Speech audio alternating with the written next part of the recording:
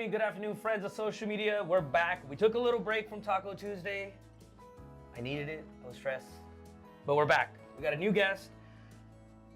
Excited because it's a little different today. So I want to introduce you guys to Daniel. Daniel's with DPR. Welcome. I appreciate you. Thanks for having me on, man. It's a pleasure. Yeah, so introduce yourselves to our friends who are going to become your friends. Give us the scoop on who you are, why you're in the game. We want it all. Like we want it all. We want the whole scoop of you. So my name is Daniel. I am with DPR. I've been in the industry I'm an old timer. I've been in it for 15 years, pushing on 16. So I got in it when the market started to crash in 2006. Okay. So my mom got me into it, to be honest with you. She kept, I was doing corporate America. I was doing management. I just got out of college in 2004. So I was running a department. Yeah. Landed a great job. I was making a lot of money, single, and had nothing going on, but I hated the corporate world. It was just... Wasn't your thing? You clock in and you clock out, man. Yeah. Every day was the same. It wasn't, and they tried to put me on salary, and I was like, no, because the salary, they just work you to death, right? So I was just killing it on overtime. But so I just didn't feel like it was a thing for me. Yeah. So my mom kept saying, real estate. But what really got me into real estate was when I went to buy my house, the lender who was doing my loan screwed me over. Oh, okay. Told me one rate at the beginning, and we went to close. It had gone up almost like, point and a half. Yeah. So at that point, I was like, man, this guy can do this to me. Who else is he doing it to, right? Yeah. And that literally pushed me to get into real estate. So you jumped into the real estate game, 06. And the market crashed. Market crashed. Yep. Which, obviously, you have to change your strategy at that point, right? You go from I can't be a client-facing agent kind of thing, right? Like you're working like foreclosure sales and all this crazy madness. Yeah, so I'd just been in it when it was like August, September of 06 when it started to dip, and at that time I was with KW. Okay. And they put me through their program and everything, but they didn't show me how to be successful, how to get in there, how to start getting deals, right? So it took me a long time to get my first deal, about 6 months, maybe 8 months. But the market just kept sinking and sinking and sinking, and I was like, man, I'm gonna wash out, right? Like a lot of guys that are washing out right now. So I ended up doing a bunch of networking stuff, and I ran into this broker who had REO accounts. Okay. So at that time, I ended up doing REOs, doing bank-owned properties. So I was blessed to, she was willing to teach. Yeah. So I got a bunch of the accounts, and I was doing probably 20, 30 deals a month. Wow. Just REO stuff, yeah. That's awesome. So I kind of started in the foreclosure market right off the bat, selling those, and that lasted to 2010, 2011, I think, when the market started to come back and people started jumping back in. But it was an interesting experience, definitely an interesting experience. So you started backwards from what everybody normally starts, right? Like most people get into I gotta go, show houses and do this, and they're like, you went completely backwards, went into the foreclosure game, which led you to the investment game. Yeah. Well, it's because at that time, it was either sink or swim because there was no deals going on. There was 1,000 homes for sale. You would take a client out, and this is when you really showed properties. Because one client, you would show them 30 to 40 houses because there was so many homes available. There was 120,000 homes available on the market. It was crazy. So I was literally drowning. And good thing I had a good job before that, so I stacked up a good amount of money because I wasn't spending on nothing. So I was kind of living off of that, but I was like, I got to do something. So luckily, I ran into her, and she was like, I need help. I have more property than I can handle. I'll teach you. So I learned it fast and started listing properties. And then, so you did the REO thing till 2012. When did you jump into I want to invest in my own properties?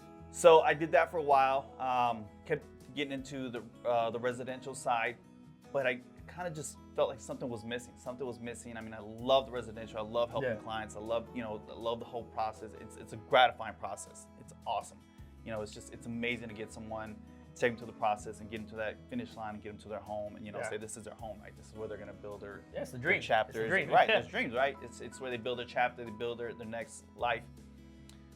But I knew there was always something missing, so I started looking into investing, buying, flipping properties, wholesaling properties. started, researching, getting around different networking groups and guys that were doing it, and realized that was a passion I had too. Yeah. So let's dive into this a little bit, because I don't think our clients understand the difference between, your traditional agents, right, that list properties and then, show houses. Mm-hmm. When you become an investor, there's a lot more that comes into it, because now you're the landlord, you're the owner, you're the one who's got to repair that house, turn it, flip it, right? And we hear a lot of good and bad about flips. Oh yeah. Because there's a lot of good flippers and there's even more bad flippers. Oh out yeah. there. I mean, it's like any industry, right? There's good in every industry, right? There's always good people that do the right thing the way they're supposed to, and then there's people that are going to cut corners. Always. It doesn't matter in construction. I mean, whatever it is, right? There's always a good and bad. So it does suck. It's just the people that are willing to do it the correct way, the proper way is the way it should be done. So flipping a property, for a lot of our clients that don't, aren't in the industry, right? It's the purchase of a property, whether it's a traditional sale, a foreclosure, a auction, a wholesale, anything, right? Then as an investor, you grab that house, you go in there, you assess the house. Right. You bring your team in and you go, what do we need to fix? What's going to make this property worth putting back on the market, right? And obviously creating a profit margin for you, because you're an investor. That's your whole point is to buy it, make some money off of it. For our clients, that repair, right? What's your typical, like for you as an investor, what's your typical like turnaround time for that? Like, are you like, does this house need 20 days of work, 40 days of work, 100 days? I mean, in true reality, it's all in the buy. Is where you make your money. People always think it's in the buy. You got to purchase it right. Like, you can get a simple flip. I mean, I flipped simple property where I put $5-10 grand into it and made $20,000-$30,000, right? Yeah. But it's just all it depends on the buy. Like, so it's being able to assess properties, look at it, and be able to do your numbers correctly, and then visualize the comps and understand where your margin is. So it's realistically in the buy, almost in the wholesale buy. So like, I guess like, any person buying a phone, like you're the middleman for Apple, right? You want to buy at a certain price to be able to sell it with enough margin to be able to make profit on the back end. Yeah, and this is where young investors and young flippers get kind of caught up in a bad spot, right? Where they buy a house, they get a really good deal, but then they overdo the remodel, the HGTV. That's what it is. Stop doing that. Stop watching that. Do not watch that. I know a lot of flippers, and I know a lot of people that flip property, and no one's house looks like HGTV when you're flipping it. Obviously, it's glorified TV. When you're a flipper, when you're doing these properties, when you're looking for these buys, you have product, and you're using a lot of the same product in the house. Like, you're using certain type of tile, certain type of granite, stuff like that, because again, you're building your margins. If you're gonna go spend $4 a square foot on tile to try to make that back on a sale, no. It's like the guy that's buying the fancy hot rod, right? If you're gonna buy a nice hot rod, you're looking for the guy that's gonna throw all the money into it. And then buy it from him. Right, because you're gonna get a cheap deal off it because he overvalued it, right? So it's all in the buy again, and it's HGTV just kills it for people, because people think, oh, I need to do this, I need to do that. No, you got to understand your numbers. Again, understanding your numbers, understanding where the buy is to build your margins, and understanding where the comps are going to be. So like in this market, you got to look at a 90-day comp, right? Because your house may take longer to sell. During COVID, they were selling, like hotcakes. So then you probably didn't have to put that much money into it. So it all depends. I mean, it's a process. It really is a process. It's not something that you can just jump into and learn right away and be successful at it. So I would always recommend find somebody to do it, partner up with someone. Like, I partner with people. I, say, hey, if I'm working with a client that's a new investor, I'll say, look, let's go find a deal. We'll go 50-50 on it. I'll show you how to be successful in it, and we'll do it, we'll get through it. And then, you can move on from there. Yeah. This is where I see a lot on our end, right, on the lending side, is we get an investment property.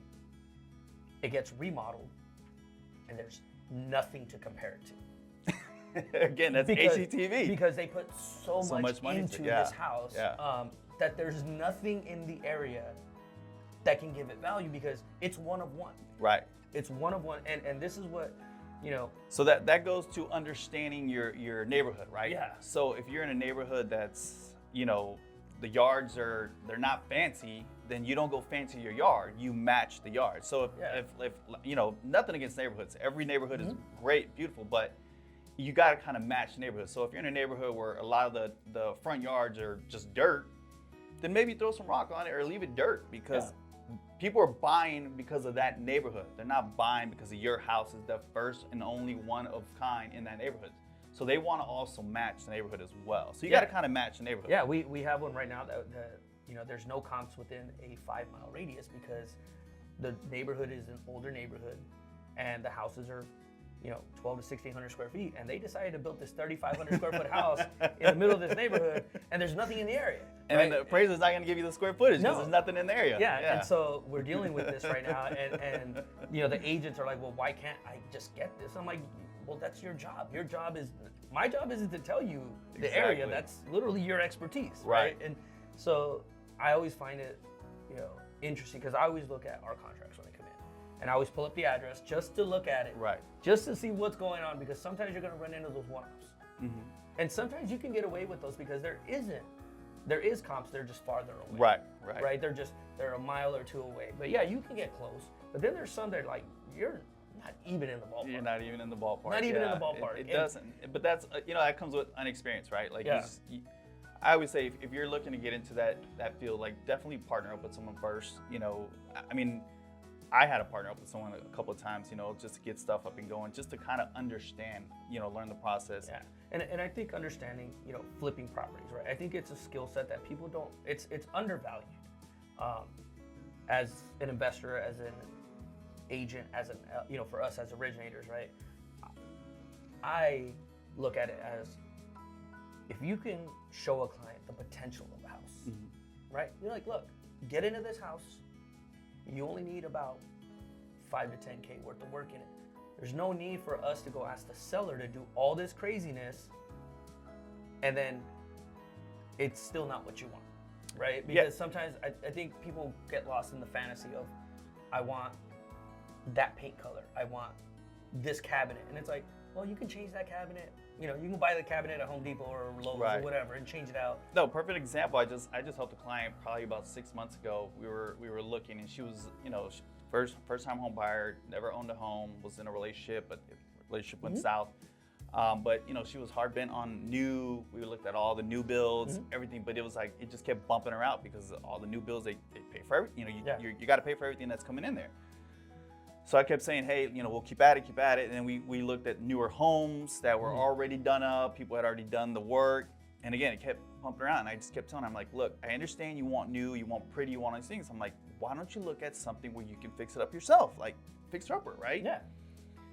She's like, well, I don't know anything. Like, I've never even picked up a hammer. And I'm like, look, it's not that bad, right? And I'm like, I have vendor partners that can help you out, you know, but most of it, like, do it yourself. Like, there's a pride in it. Like, one of the reasons why I do it is there's also a pride in it. Like, I like getting my hands dirty. I mean, I don't have a construction license, but I have a construction background. Like, I like getting my hands. Like, I'm the kind of guy that I do everything. Like, I do everything in a home.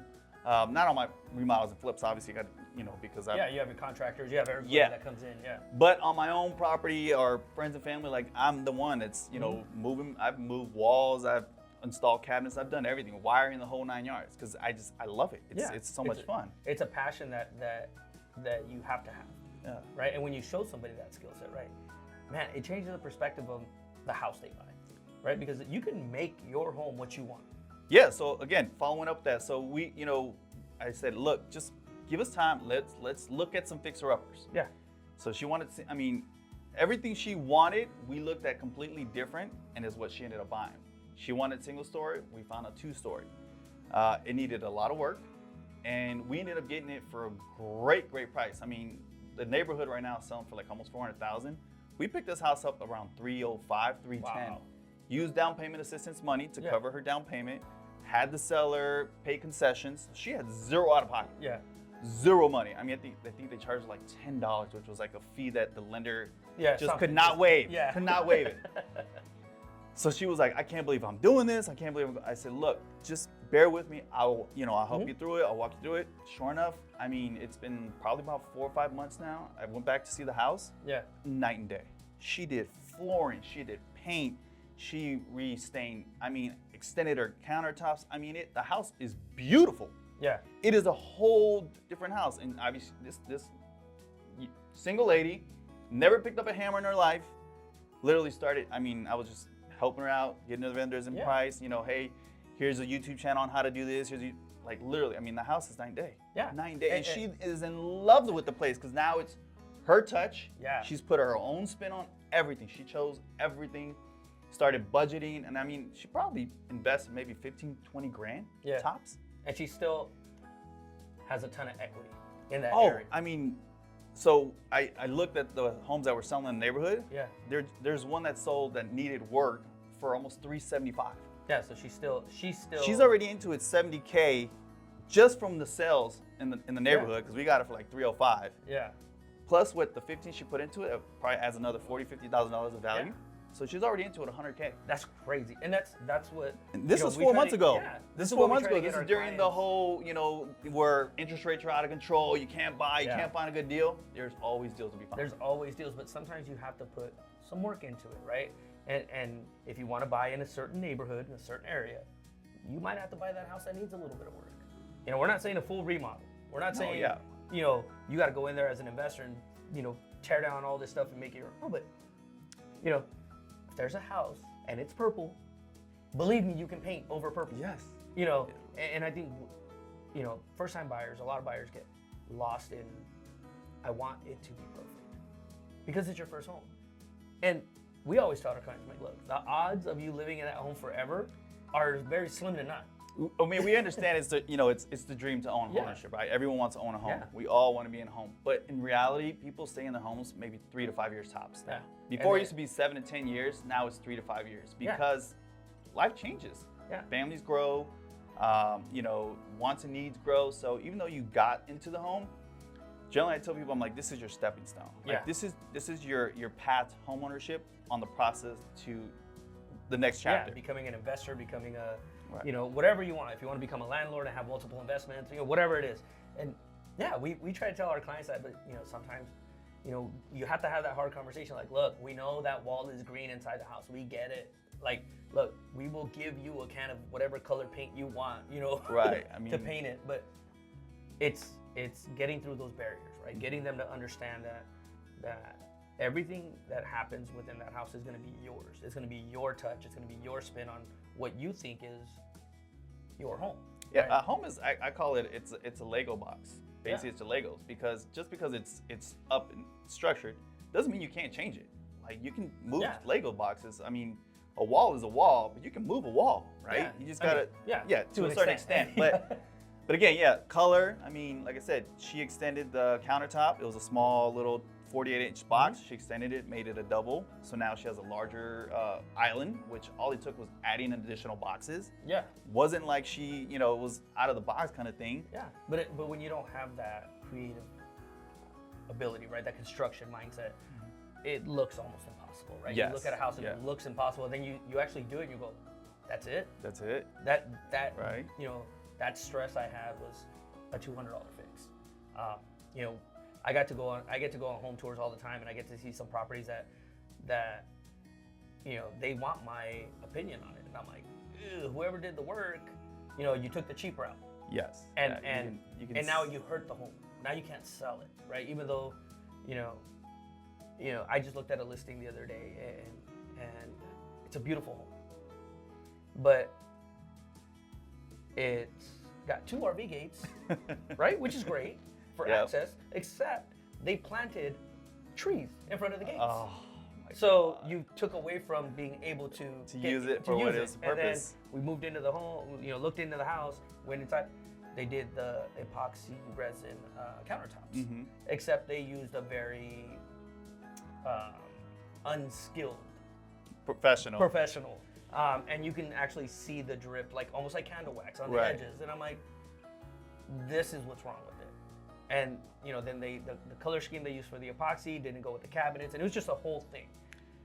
And they're like, Mario, why doesn't this house sell? And I'm like, that's why it's not selling, because it's not appealing even to the eye, right? I go, I'm not saying I'm the best in the construction world or as a home critic, but if that turns me off from the second I walk in it, I don't care if even if the value is there, right? If there's a, you're like, oh, I can get it at a great price, but I'm like, man, I have to tear all this out. Right.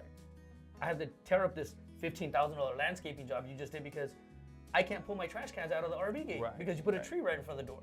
Right. Like, you have to be. Yeah, it makes sense. Definitely, that obviously makes sense. But I mean, sometimes they say don't shy away. I mean, that could be a great, negotiating. Like, look, we want an RV gate, and you put 2 trees in here. Now I got to hire a landscaper to come rip these trees out. Let's reduce it by what's going to cost me. It's going to cost me 10, 15 grand. Let's take it off the top, right? Yeah. Which it probably is not going to cost you that much, but it's a negotiation standpoint. And, so you and get the house. You have to look at those things, right? When I looked at this house, I was disappointed that the client got taken advantage of, first of all. Right. Because I'm like, wow, man, anybody that's a GC should have the ability to go, are you sure you want to cover this gate? Are you sure you want to go with this? There's a big difference when you get a bid, and you know this, right? If someone gives you a bid at, let's say, $10K for whatever work, and then somebody comes in and goes, I can do that for $2K. There's gonna be some quality standards that aren't there, right? Like, there's a reason why they're doing it for $2K.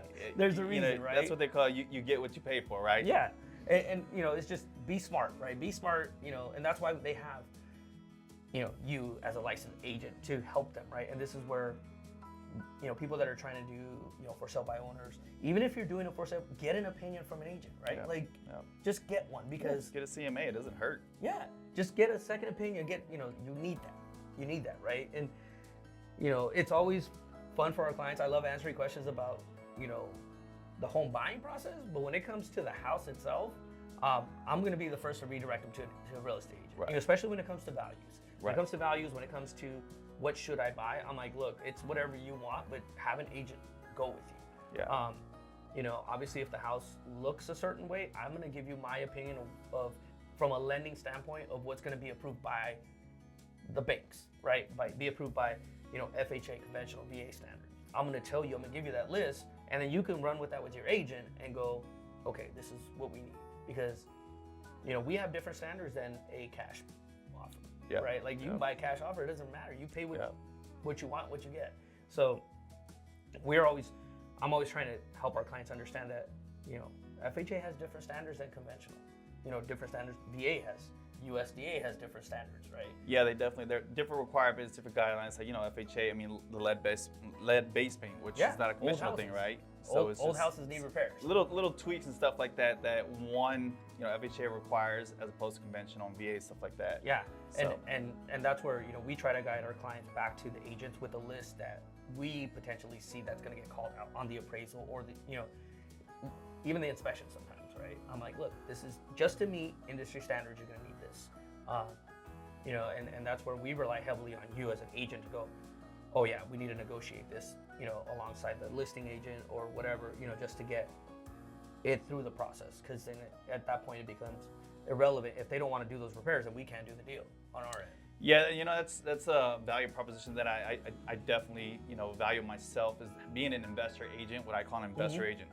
I look at investment deals first, then an agent second, because I mean, yes, it's just because when I'm looking at a property, if I'm looking at it as an investor, because I've sold and I've flipped properties, I know what's going to get called out. Yeah. I know what FHA and conventional and VA are requirements. Because when I'm flipping these properties, like, I have to meet those guidelines myself. Yeah. So if I'm walking on property, I'm looking at it, I'm like, all right, this is gonna get called, this is gonna get called, this is gonna, so I already know those requirements because I do that on the investment side. So that's the value that I bring to the clients. It's like, look, if we're looking at property and they're like, oh, well, this is a great home, but here's a concern already, right? Yeah. Because if I was to flip this property, this is something I would address because I know it's gonna get called, it's gonna get flagged during the appraisal, or you're going to have to fix it. You're going to have to fix it. You're going to have to fix it no matter what. Yeah. And we run into it all the time. But luckily we have, real estate partners that understand, that there's a need to fix these. We just had one. The property came back, actually the appraisal came back as is. And then it went into review and came back with needed repairs. And the team asked me, they're like, how can they go into review and give a secondary look? I'm like, because we missed something, right? Not us as far as the lender, but the appraiser missed something. It was actually the fence of the property was touching the house. So at that point, it becomes part of the structure of the home. Right. And the appraiser just overlooked that. And it's not a big fix. It's just slap some paint on it, clean it up, and that's good. But the agents were like, they didn't understand. And I'm like, this is why. If the house wasn't, if the wood fence wasn't touching the house, you wouldn't have an issue with it. They wouldn't care. But because it's part of the home, it's structural now. Right, so it's touching ground, which could create termites and all Yeah, that there's a stuff. whole Yeah. bunch of stuff. So, So yeah. again, so I was gonna say, as an investor agent, I can see that stuff when I'm walking properties, because that's what I look for, all that stuff. Anyways, if I'm looking for, if I get called out for a client says, hey, come pay cash for my house, I'm walking the property to see these things as well, because I got to see if there's termites there. I got to see if there's infestation. I mean, I've bought some of the craziest homes in the world, but you catch that eye and you see that. So anytime I'm working with a client, it's easy for me to see these things, because I'm like, all right, I know this is going to come up, something I would have to address if I'm flipping the property. So let's just, address it now. Yeah, so clients, friends, this is what you need to talk about. Like, these are the questions you have to ask, right? You have to ask your agent these things, right? What do you see alongside me, right? Because they're your partner. They are your partner in finding you the house. And we could go on forever. Oh yeah. We could talk about this till the cows come home. But one of the things we like to do on Taco Tuesday is support our local taqueria shops. We love buying tacos, eating tacos. So today, we got tacos from Taqueria Obregon. They're over here on 36th Street in McDowell. I don't know what's in the bag. It's always a crapshoot. So hopefully it ain't pork, but we just select from the list and we don't know how they're gonna taste. We don't know anything. We go in blind and we do it purposely because we want an honest review.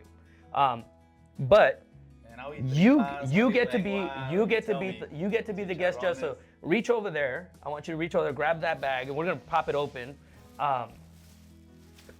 And we love to feed our friends from Vance Media all the time. So it's always a shout out to them because they're here. Lisette is back. She's in the back over there hiding behind the camera. She's been hiding from me for like the past 6 months. We always ask her to come to the show, and she's a hater. Like she doesn't like us, and she disappears and then just shows up randomly because I bring tacos. Okay, so this is your condiments. We'll get rid of that. Let's see, we got chicken. Here, no, you can open the bags too. Yeah, open them up. We're good. Because you get like an opening. No, we just box. Yeah, you get to open them too because there's a lot. Oh, I don't know what that is. It fell. Is that fish? I think so. Let's just grab this guy over here. Let's move this over here. It's definitely fish. Okay, fish. All right, let's say we got you covered. We got fish. What's this guy? That's a pastor over there. Okay. That's asada. Good old asada. All right, and then salsas. And then what's in that last bag over there? We got some more asada. Okay, cool. So you can use this as your plate. You can use one of these as your plate. All right. So grab 1, 2 of each, whatever you want. You get to be the guest judge, just in case they're poisonous. So if I'm going down first, you'll know. Yeah. Then we just kind of keep rolling the film, and then I'm just gonna figure out what to do after that. So, what is that, pastor? That looks like pastor. Just grab the whole thing. So yeah, friends, if you guys are looking to purchase a home, refinance, invest, give us a call. We'll get you approved. Then we'll send you over to Daniel. He'll show you the houses. Any which way. Any which way. I can do. We can figure them out. Investment. I can show. Yeah. I can help you with land. I do a lot of land deals too. Some cebolla if you want. Like I said, I'm a very unique agent. I don't just work in the metro area. I sell land all over Arizona. That's dope. I sell properties in Tucson. I sell properties in Yuma. I mean, as an investor, you're able to sell everywhere, right? Yeah, well, broaden your spectrum of where you're at. The problem is that we're licensed in the state of Arizona. We're not licensed in the state of Maricopa. The county. So I can do business anywhere. So I do business all over the state. Again, I've sold Right now, I'm selling a lot of land in Sholo, Heber, Okay. Williams. Yeah, okay, so if you're looking to like get out in the woods, Oh yeah, I mean love it up there. go Love up there Forest and Lakes go area. play in the snow. So those are great areas. Arizona's an amazing state. Like everyone thinks of it as we're just hot, right? It's just a desert, Yeah. but it's not. It's split diagonally. So you got the southern west part is desert. So, but all the northern east side is beautiful pine country. Yeah, I tell people all the time. I'm like, look, you can go from Phoenix, you can go north to the snow, and if you get tired of the snow, you drive 5 hours and you're at the beach in Rocky Point. Like from Flagstaff to Rocky Point, you're there in 5 hours, Let me tell you, and you can go and from I the love snow to the both sun. places. You can go Both from the places. snow to the sun. Exactly. I love it. I love it. So yeah, in the summer times, I go to Forest Lakes, Sholo, Yeah. Heber area. I spend a lot of time up there. And then during October, during the winter months. I'm in Rocky Point. Yeah. Love Rocky Point. Love Do it. Well, give some salsita on there. Give that thing a hook it whirl. up. Cause I gotta feed Lisette, cause then she's not gonna like come back anymore and record us anymore. You need a knife? You good? You need a blade here. Might be Here. an easier way to open. Go There ahead. you go. Go ahead. I'll just hold it. All right. Hold that. That is a serious plate, bro. Yeah. That's in my check. I need it for my tacos. Yeah, because sometimes I get some tacos from some places that like, man, it's. You want some of this? Or? Yeah, no, you get to try them first. Like for reals, like you are. Well, I'm working it up. You are the guinea pig, because I'm working it up. if for some reason, they're not good, then I can pass them off to the rest of the team. That's just how this works. That's how it works out. That's how it works here. So you just drop that there, give that thing a whirl. So Taqueria Obregón, 36th Street in McDowell. But yeah, as always, friends, thank you to Vance Media for everything they do for us on the production end. Yeah? Fish one's good? Fish is good. Okay. Definitely gotta get that one. Okay. That was good. Fish is good. Now you gotta try the pastor one. And as always, right, we know the holidays are here. If you guys are struggling, give us a call. We'll try to find a resource that can help you, with your mortgage, if you need to pay your rent, if you just need some food, whatever it is. We're here to provide resources, so we're always here to help our clients in any way we can. To our veterans, anybody struggling with mental health issues, please get your help. Especially around the holidays, it gets a little heavy for people. So yeah, always It reach does, out. definitely does. Yeah. How was that second one? It's good, man. Yeah? It's good. So this is what I always ask our guests. Would you drive from your house to Yes. 36th Street to go get tacos from this place? Yes. Yeah? Okay. Look, So you made the cut. So it's Pando. Yeah. I know tacos. Yeah. I always ask. So, I mean, there is places that don't make good food, but this is definitely quality Yeah, stuff. we have to ask, because would you drive from your house? Yeah, and if the answer is yes, then that means our friends can go to, Yes. when they drive by or I whatever, would they give can them a stop. positive Yelp review. Oh, review. sweet, cool. So, man, now we got to get the rest of the team in here to eat. So, Daniel, thank you for coming on the show. Man, we could talk for hours about investment game and strategies and stuff. We'll have to definitely bring you back just to do a whole show on that. Oh, I appreciate you having me. Thank you know, you. Thank but you for having me definitely, on. just letting our friends become your friends now, and then, just expanding your social media presence, whatever we can do on our end to help, we're down to help. No, I appreciate it, definitely. It's just education is key, and working with someone who's very educated, I pride myself in education. Yeah. So I mean, like I said, I'm not your average agent. I know a lot in the industry because I venture in all these different areas. I do wholesaling, I do flipping, I can help you build portfolios. I help buddies build portfolios. I mean, I can help you sell land. I'm right now helping a client buy the land and build a barndominium. I'm working them through that process. So I just push myself to always know a lot about the industry. Real estate is a broad word. Yeah. And the fact is that as agents, we don't educate ourselves. We don't reach out. All we do is the simple thing is just working with the buyer, working with the seller. Well, that's not the only transaction. Like, yes, you get someone into a home, great, but what's the next step for that person? Do they have, do they want an investment property to expand their wealth? Do they want to buy land because the guy owns a cargo company or something? He needs to park his truck. Yeah. So, like, what's the next step? You're dealing with the seller. Yeah. Are they selling because they're moving up? Are they selling because they're downsizing? Are they selling because they need the funds to start a business. Like, ask the questions. And as agents, we don't ask the question. We just say, oh yeah, I'll list your property. I'll put it, I'll get you top dollar. Or yeah, I'll get you into your house. And then it's a transactional action, right? Yeah. It's like, ask the other questions beyond that. Ask how you can provide value and expand, because you just don't know what they really need. Yeah. So with that, we're gonna have his info up here on our screens. I'll make Lisette put it up here on her fancy dancy like computer stuff, because I don't know any of that stuff. But these tacos are definitely good. man, we'll be back next week. We'll have new tacos. We'll have a new guest. If you want to come back next week, that's cool. We can do another show. I don't care.